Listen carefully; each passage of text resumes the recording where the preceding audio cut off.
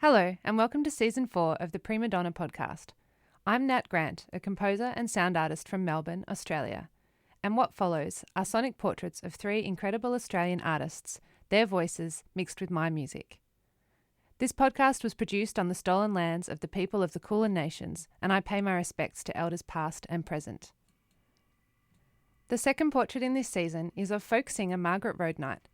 Margret's had a 50-year career and performed at the first National Folk Festival. They gave her a Lifetime Achievement Award in 2014. And in 2018, she was one of 3 artists to receive a similar accolade at the very first Australian Women in Music Awards event. The song she probably made most famous, Girls in Our Town, was selected for the Sounds of Australia collection in the National Film and Sound Archives.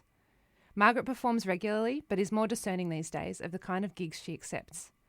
A keen activist, she's also committed to raising the profiles of songwriters whose work she feels should be more well known. You were saying something just before about 50 years of waiting for the phone to ring. Yeah, and well, that's unless you're your own entrepreneur, which of course I've been for my sins at various stages over the decades. But really, in this business we laughingly call show, it is dependent on other people wanting to hire you and program you and making the effort to track you down and contact you and negotiate. So, for some of us, even unlike people in theatre, they have to wait, the same thing. But when they get a gig, it's usually, includes rehearsal and production time and maybe return seasons and all of that. Not me, I rarely do anything that runs for more than one-offs, Get a repeat, wow, how amazing. Yes, it's nicely precarious. Luckily, I've never had health problems. Otherwise, I'd be worried about this as a career. But and luckily, I have a low standard of living. I never owned a house or a car or anything like that, and that has never bothered me as long as I've got a roof over my head and I can get around. Money in itself is not of interest to me. I sometimes sound like it is when I negotiate my conditions, but that's because you put a value on what you do, and no, it's not even how much you pay me, it's how much the punters are prepared to fork over to have a unique experience where you're not background music. But it's rather strange being in Melbourne with the live music capital of the world, which I believe, because there are so many venues and so much music and so much good music. This is not necessarily a good thing. Some of the venues are crap. A lot of the conditions are terrible. You're competing with, dozens of people every time you do something. You cannot pick a date or anything that's not, that's going to channel all the people who potentially would be interested in you towards you. It's I'm not afraid of competition or anything like that. It's quite healthy, but yeah, I think Melbourne has actually gone overboard. I had been known to approach quite good performers sitting in a dark corner in a bar and say, I know this pays the rent, and it's work, but it ain't going to help a career. You've got to say, at least, I must have a light that goes on when I step onto this non-existent stage. Something to say you're not wallpaper music, and that's putting a value on what you do. So that's it's a tricky one.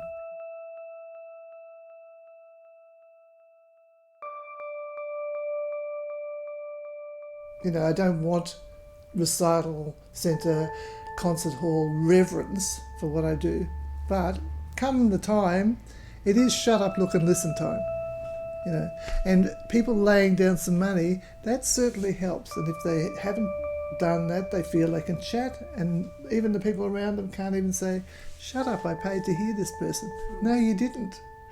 So you help yourself by putting a monetary value on what, and I always try and keep it low because you want as many people to be able to come as possible, but you can never make it low enough for really poor people, or you just find a way to do something, or they sell tickets and they get in for free or something, some other way. But you can't buy a packet of fags for $30 now, so don't get excited about paying $30 to go to a concert, It's hard if you haven't got $30, but there'd be sometimes a way around it. You can have concessions, and neither do you go to the other extreme and say, well, it's $100 to see me. You get about the same number of people because they would think, oh, it's really special. I can tell people I'm going to that and I'm taking my girlfriend and whatever. So it's horses for courses, but you're trying to treat some sort of middle road for all of this. The other thing is, like, it's when I started, yes, I sat in the corner of restaurants and sang. You do that when you're really starting out. Plus, I got to say, back then people tended to listen more. What do you mean? Well, when they heard the music start, they'd turn around and maybe eat more quietly and not have long, loud conversations and applaud, at the end of songs. So that milieu has sort of changed now. If you set yourself up in the corner of a noisy place, you don't get sympathy from me, You might get some unwarranted advice. That's so. What do you think changed in that regard? Well, very recently, so much has changed. I mean, remote controls on televisions didn't help. Here comes an ad, I don't like this bit, go search, something else. No concentration. We know people have less inclination to sit and absorb. If you haven't got them in the first 10 seconds, you haven't got them. I'm exaggerating. I always exaggerate to make my points. I mean, nowadays they think it's okay to be sitting there checking their emails. Well, in a concert hall, even in the reverential places now, I've often had to tap somebody on the shoulder and say, excuse me, that's in my peripheral vision. And they usually put it away and they don't give me a hard time. But I mean, it's outrageous. And, people filming from the audience and feeling they can post it on YouTube. And don't get me started. It's a terrible, terrible situation now. You pay to come to the concert. That's it. If you want to film it, that's a separate thing. I may or may not say yes, and I may or may not want to negotiate terms or financial return, or I may be intending to do my own, and so we'll just have to wait for that. It's a lost cause. It's a lost war. I continue to fight. So what are your prerequisites for saying yes to a gig now? Attentive audience. Expectation of an attentive audience. I think my website even says that. And, a bottom line of people committing to it financially.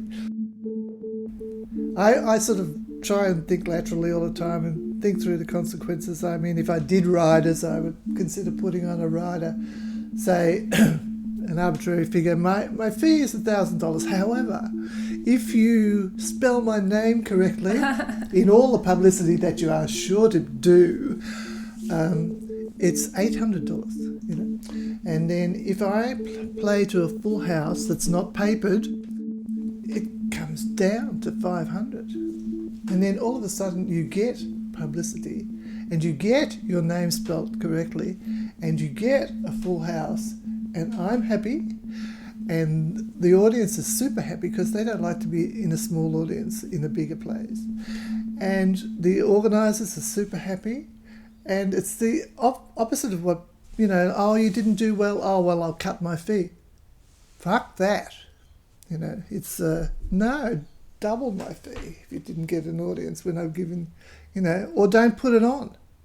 And the trouble is, you do for good causes like rallies or benefits, and very good causes, and they're saving money, and they don't have money, and they don't get people, and they put you on badly, and they don't win anybody to their cause. Don't do it. Better not to do it. It's a tricky one. I mean, of course, you can't be tippy-toeing around and never doing anything in case it doesn't work, but there are bottom lines that people don't even meet too often. So. No, it's good. That's great advice. I'm learning.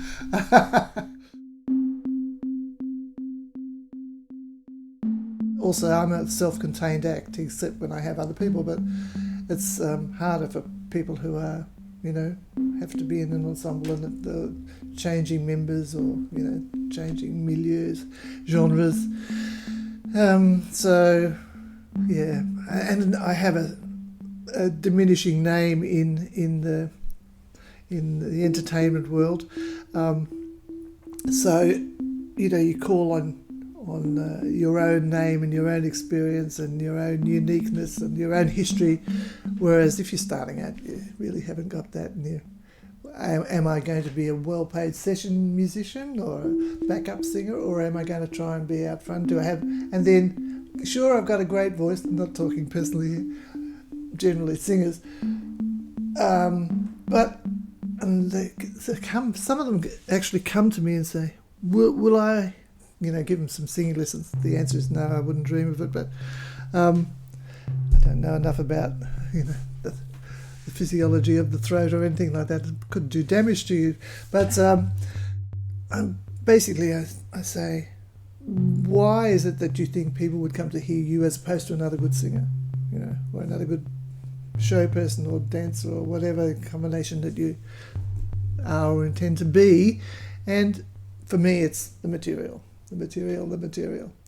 And it's easy for me to say, all the songs I sing are fantastic because I didn't write them. If I wrote them, it's a bit hard to pat yourself on the back like that. But I mean, in theory, all the songs in the world are there for me to choose from.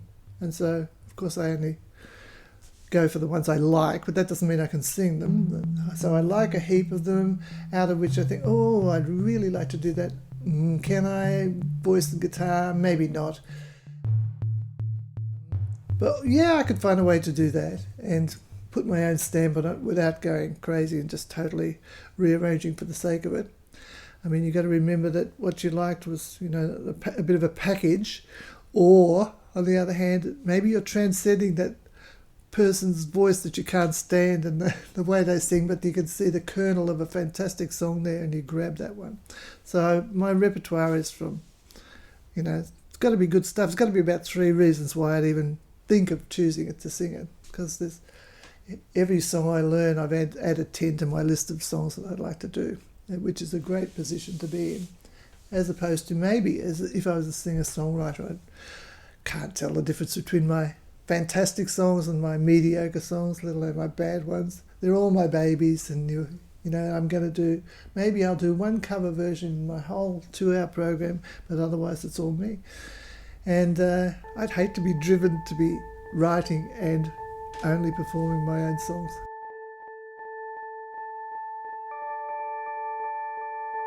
I'm basically a fairly lazy person, so I once tried to write some songs, and I wrote a few B-grade songs, and I thought, no, the world's full of them, doesn't need more. There are all these A-grade songs which are underexposed, undersung, underpresented. So if I think I could do it, that's my spot, that's my niche, really. Yeah, and it's funny depending on the genre as to how acceptable that is. I mean, no one questions an orchestra playing covers. No. But in pop music somehow I know, it's become strange. And in fact, because I do usually underexposed songs, perhaps unknown, people do presume, unless I'm specifically pointing out the opposite, that I've written them. Even Girls in Our Town, which is my minor hit from the 70s, was written by Bob Hudson, and he'd recorded it before me, and it's been recorded by a dozen other people around the world. But people assume, oh, I thought you wrote it. And I usually tend to nominate the writers of my songs throughout my program, but if I realise I haven't for a while, I say, look, I forgot to tell you who wrote those songs, but the one thing you can be sure of, it wasn't me.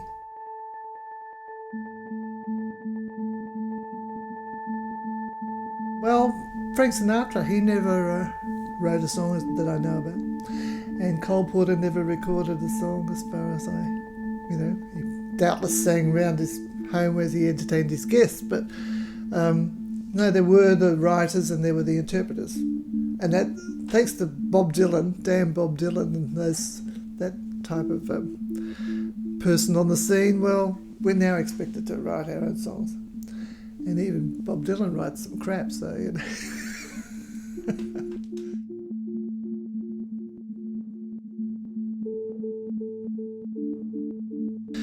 Yes, one of the last interpreters, maybe. Even people that I'm from back in my day who were not writing finally started writing, and so they're subjecting us to their new compositions, but they don't, in my really humble opinion, they don't stand up to unless they stand up, unless it, you know, you've got to do it for your own sanity or something. Really, keep holding it up against the stuff that you used to learn because it was so good, you know, or else just do it for your own amusement and amazement.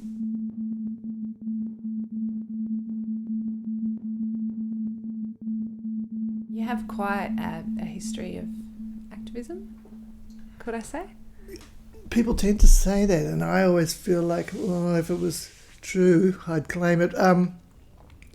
I've been asked to be part of various things, and if I agree with the thrust of the cause or whatever, I'm happy to do that.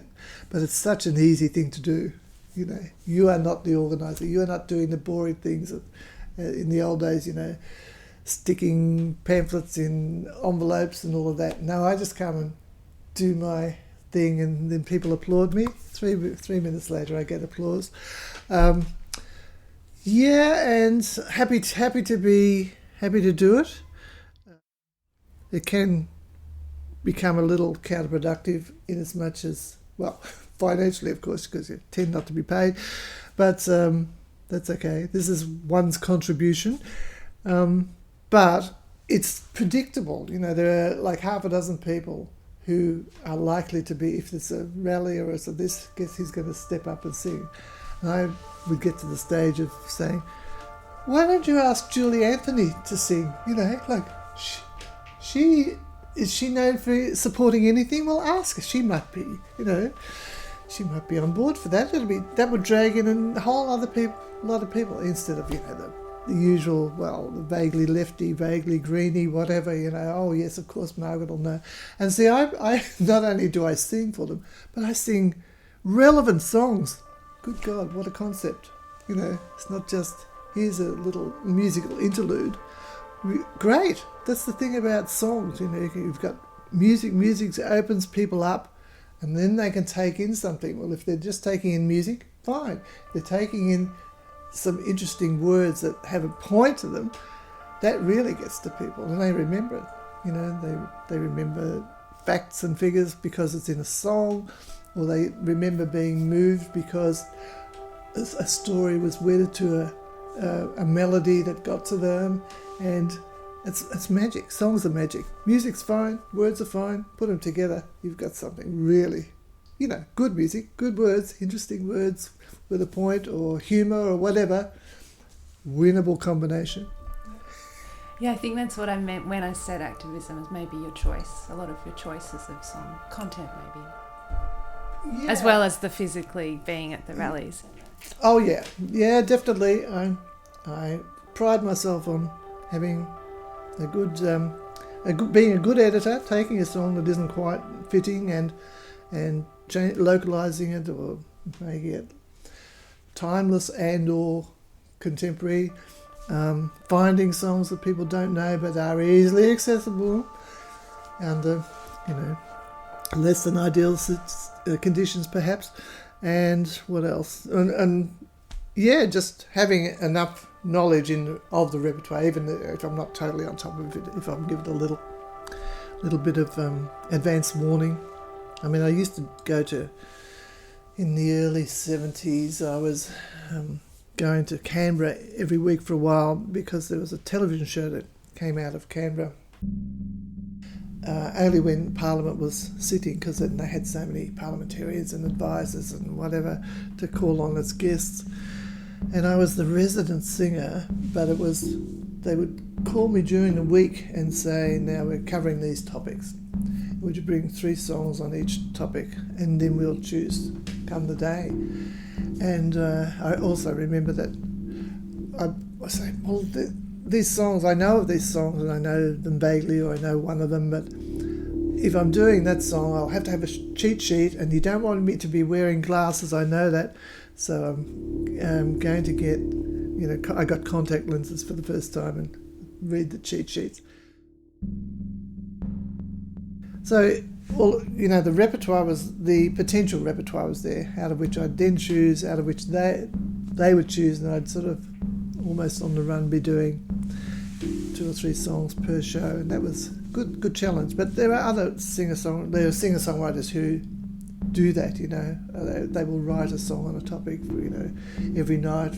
Not so much happens nowadays, but the Sammy J, they are just fantastic people coming up with clever and smart songs. Tim, what's his name?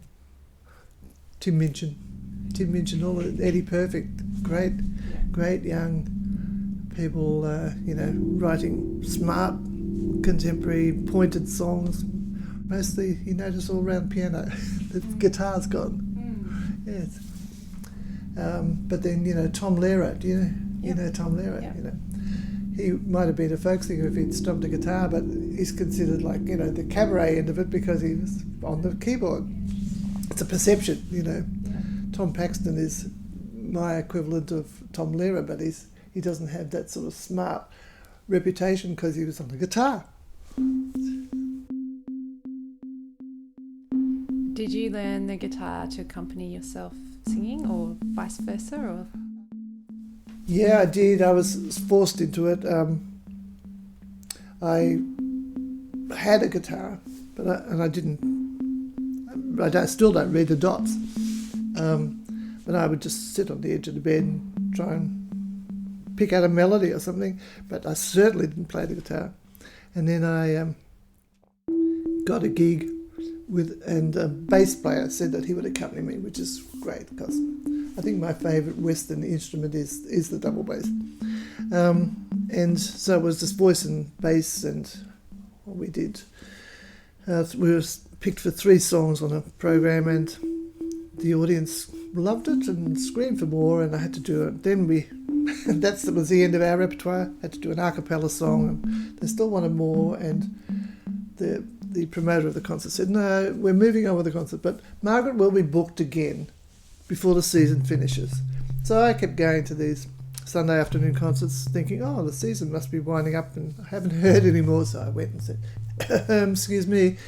And it was Glenn Tomasetti who was booking it. And she said, Margret, since you were on, I've had lots of people coming and saying, I'd like to sing here, but I don't play an instrument.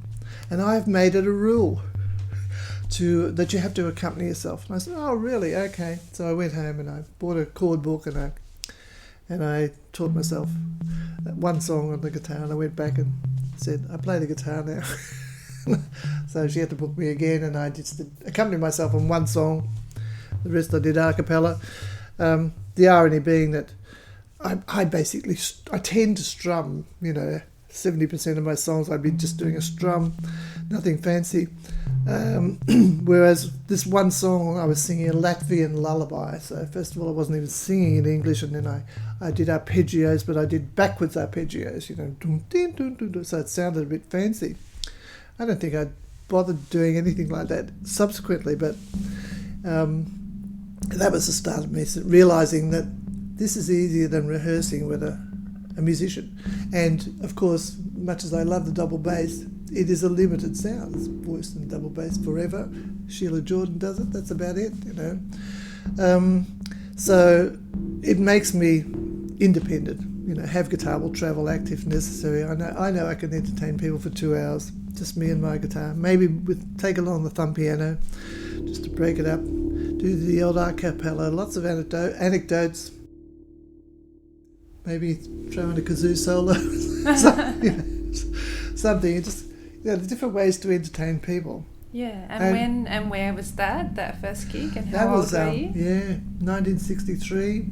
I remember it vividly. It was my first gig, Mother's Day, because I partly remember that because one of the songs I sang was Sometimes I Feel Like a Motherless Child, with my poor mother, benighted mother, sitting in the audience on Mother's Day. Oh, you could be insensitive when you're a teenager, you know. Yeah. Were your family supportive of your choice of career? We neither particularly supportive, or it was just, it wasn't really a career at that stage. It was just a hobby, you know. I mean, I sort of fell into it. I didn't think I had to be a singer. When I discovered the folk music scene was when I thought, that's an interesting scene. Prior to that, I thought, yeah, I could be a singer. And I was thinking along the lines of maybe jazz-esque pop, you know, Ella Fitzgerald wouldn't be hitting her standard, but that's genre of music. And I was thinking, yeah, that'd be a nice thing to do. But a nice thing to do is not the basis on which you devote all your energy and time and interest and so on. But when I was introduced to the folk music scene, somebody said, go to this concert Sunday afternoons. And there was a range of people who did stuff that from all around the world, ancient, tomorrow's headlines, you name it, with different attitudes and coded messages and the whole thing. That was the whole, you know, history, geography, whatever. It was all in there. I'd never gone to university and was not particularly interested in academic study, but that was like my university, you know, because if you like that sort of song, well, it comes from this, and here's the history behind that, and these are the personalities, and that happened then, and where and why, and how's it changed. So it was like my education. There must be an equivalent nowadays where, you know, kids are not immersing themselves in that sort of field, so they must be getting it from, I don't know, Facebook or long-form television series, or who knows. I mean, it doesn't have to be. That was the way I got into it, and I feel sorry for people that don't have that access to that. But I'm not presuming that they don't have access to the subjects. No, because that was my. I mean, I'm not super young, but going to gigs and was how discover whole attitudes and history and geography and movements and poetry and parody, and you know, it's all there. Yeah. So, but that's, what are we, 56 years ago? Yeah, incredible. And what are you working on at the moment? I'm not. Let me see. I'm doing, the repeats of the Woody Show. I'll learn some new songs for that. Then there's the concert with Elizabeth Drake and Jane Connaught and Janie Conway. And because Jeannie Lewis isn't doing it, I think they've added a couple of other people. Shana Carlin or Shana Stewart, she might be calling herself, and Krista Hughes.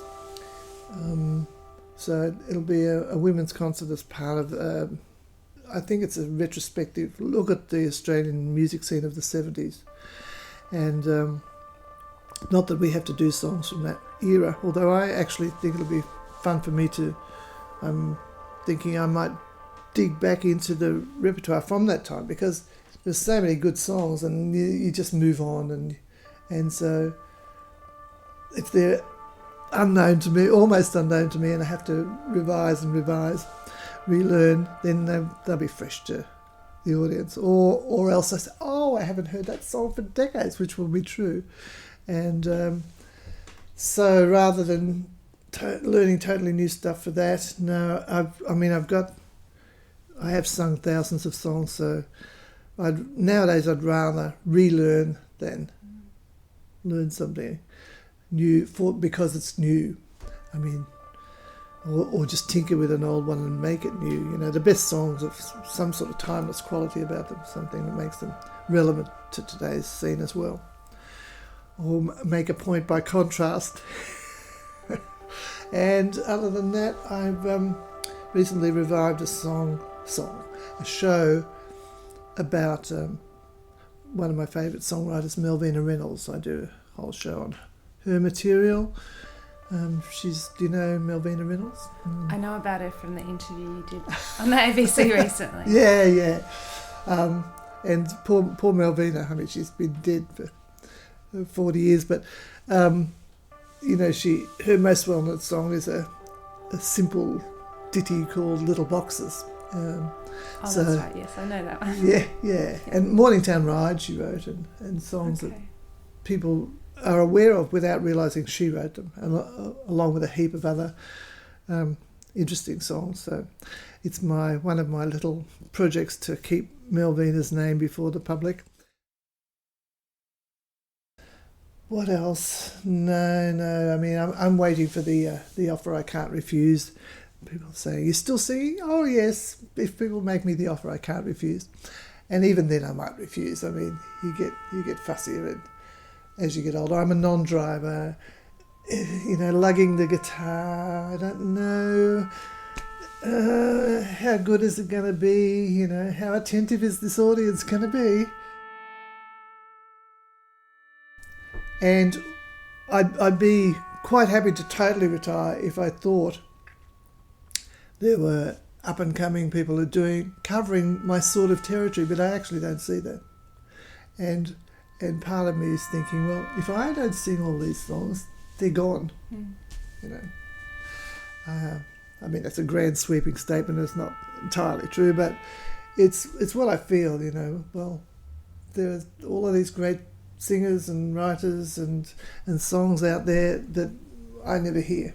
Never hear anybody doing them or the equivalent or better. And I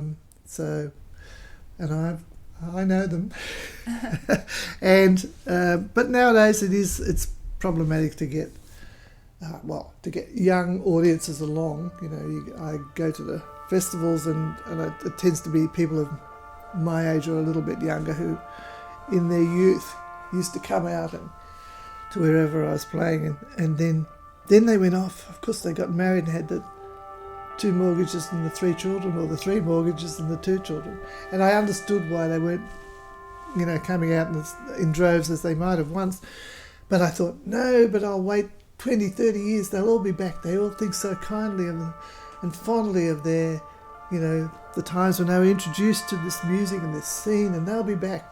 No, they just get old and they've got a home theatre and they got rid of the kids and the mortgage, but I can't be bothered. You lose the drive and they just have the memories. So you keep hoping, you'll be discovered by maybe if I hang around and become ancient. I'm just old at the moment, and that's not. And old is like, by the time you do anything with this, I'll be 76. Well, once upon a time that was old. Now it's not so old. No. But if I'm still singing at 86, then maybe, wonder what she could do at 86. Because there aren't, you name me, the female singers who they have been, and they are sort of phenomenal and of interest, partly because they're still able to do it at that age. I always used to think, well, Tina Turner's older than me and she's got such energy. She's been smart. She's retired. Quit while behind. I should have. It's a bit late.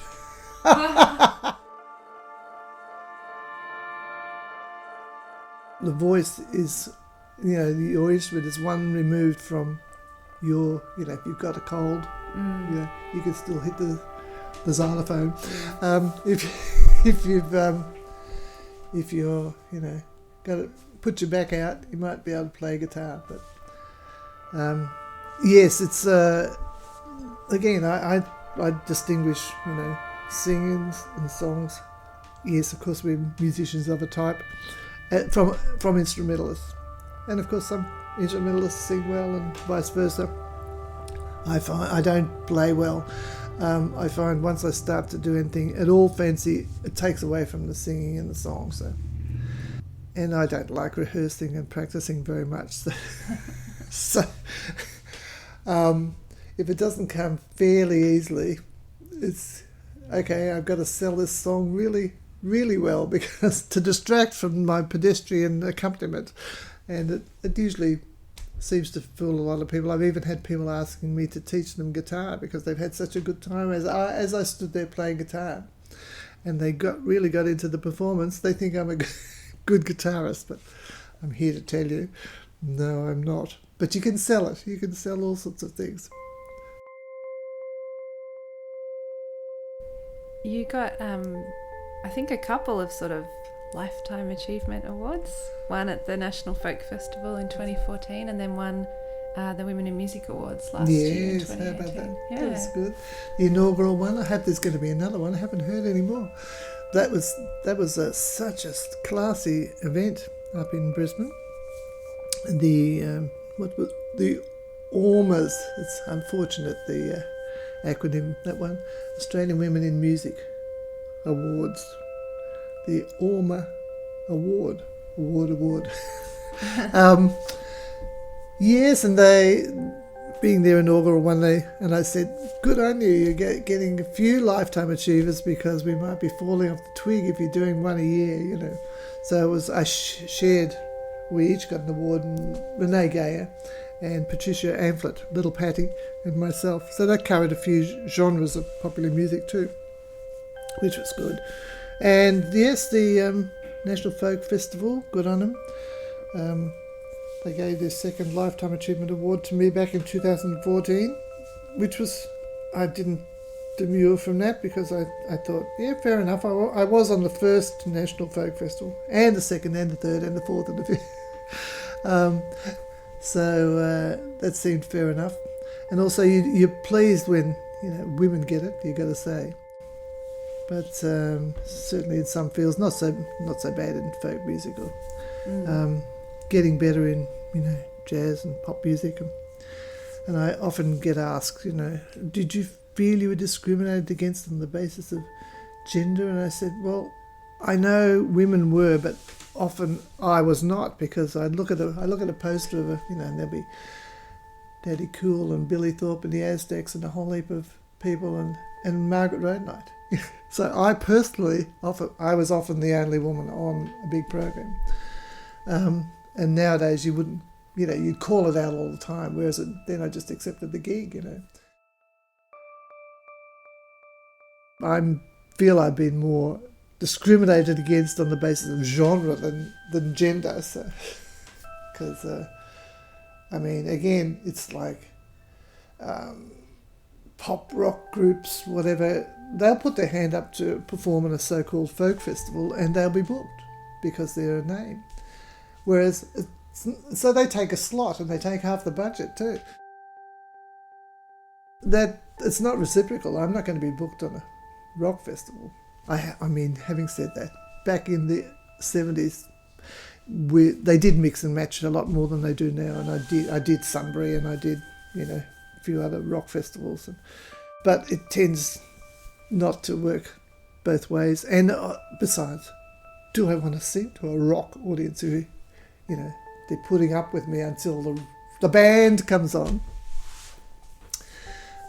Classic example of all of that is a woman from North America, Ellen McElwain. She is my, well, I'd say one of the world's greatest guitarists and singers, and she's not very well known. And I've brought her to Australia twice, put on my entrepreneur's hat, and the second time I lost money, so I wasn't going to bring her back. But she did come back, and I facilitated her tour the third time and got her to New Zealand as well. And then I also got her to Japan because I think she's so amazing.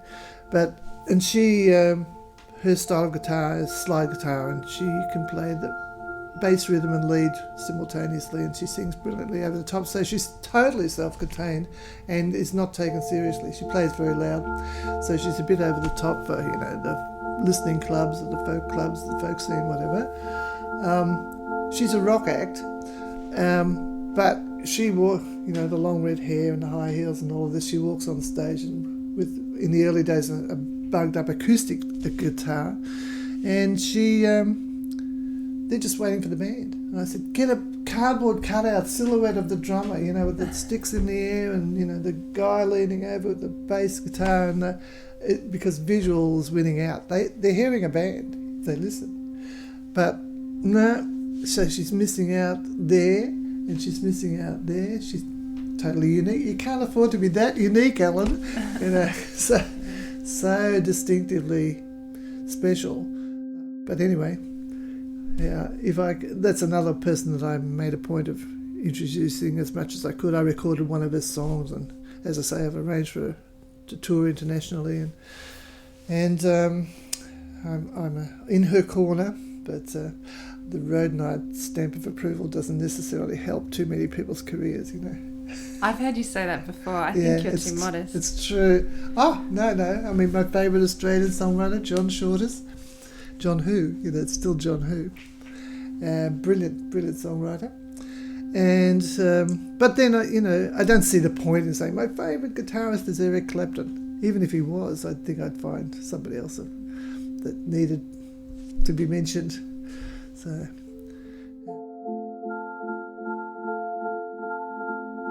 And I like weird instruments, duduk and the kora. I went to West Africa to study the kora, even though I'm not an instrumentalist at all, but it was my way into the culture. And I've been listening to it ever since I first heard it from the Les Ballet Africaines, the touring dance and music company from Guinea in West Africa in the mid-60s. It had been my favourite non-Western instrument. And then in the 90s, I finally said, okay, well, they're never going to invite me over there to sing. If I want to go and explore it, I just have to get myself there. And with the assistance of the Australian Council, I went to West Africa and studied the kora, and realised it's very difficult for white European soul women to function in a place like that.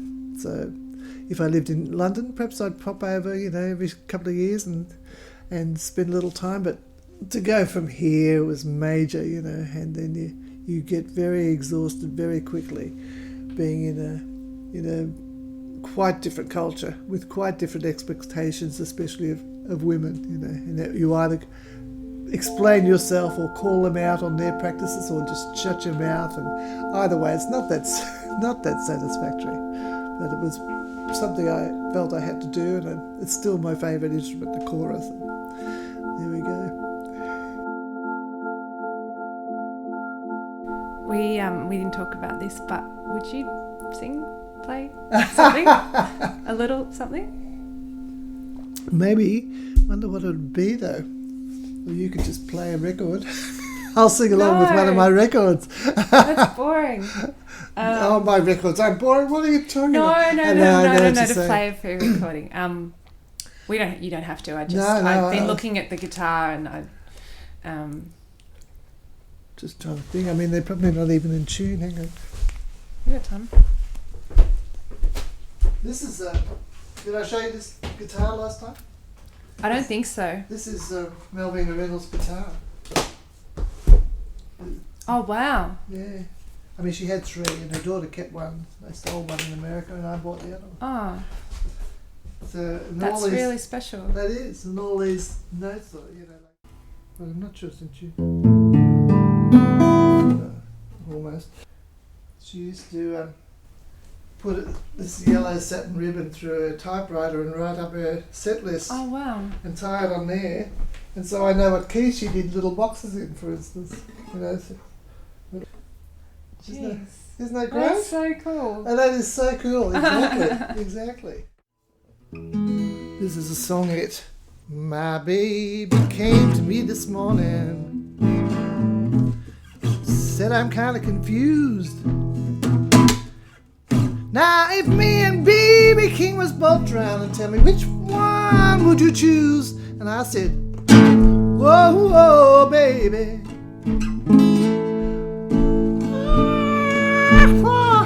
Oh, baby. Let me see. I said, whoa, whoa, baby.